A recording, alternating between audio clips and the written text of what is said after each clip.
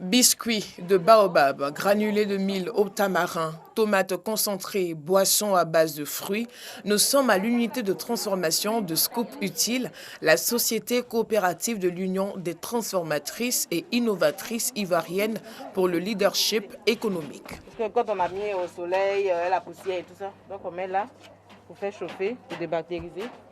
C'est sur ce site situé à Gonzagueville, cité Cocoterrain, dans la commune de Port-Bouët, que ces femmes de la coopérative œuvrent pour leur autonomisation.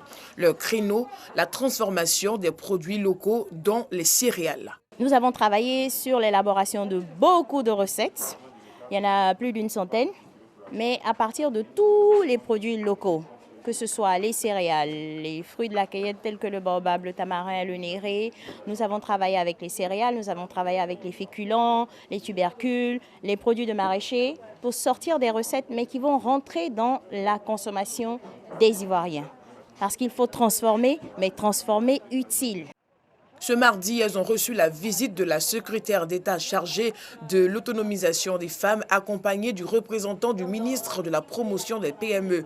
Occasion pour elles de démontrer leur savoir-faire. Ce sont les flocons de mil. Alors on va dire les flocons d'avoine qui sont faits en Europe. Nous, on les a fait avec nos produits locaux.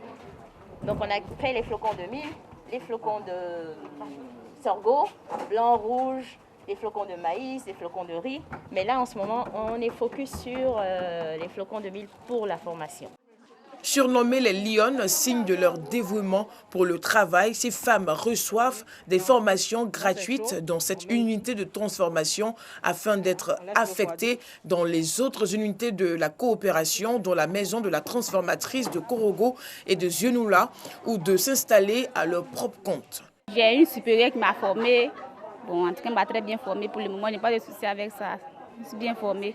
Je maîtrise bien le biscuit de baobab. La formation est assez intéressante. C'est quelque chose de nouveau. Moi, je ne connaissais pas.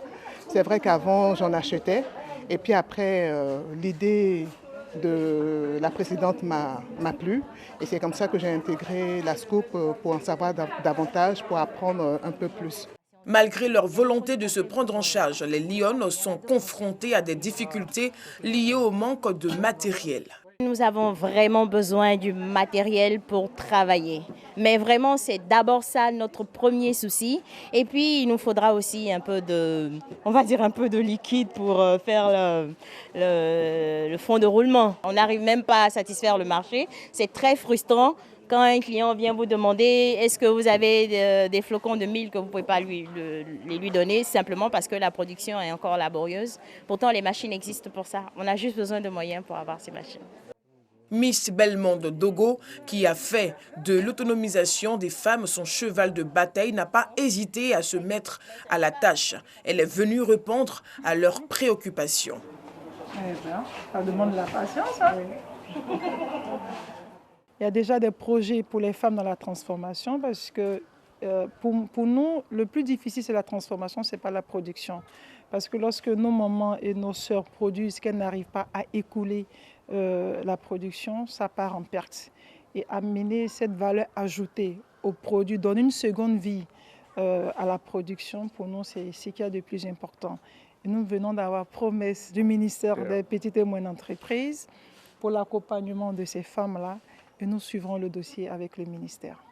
La vente en ligne, leur unique moyen de commercialisation, leur permettait, avant la Covid-19, de faire un chiffre d'affaires de 5 millions par mois pour un investissement de 3 millions, un chiffre qu'elles entendent augmenter avec l'aide du gouvernement.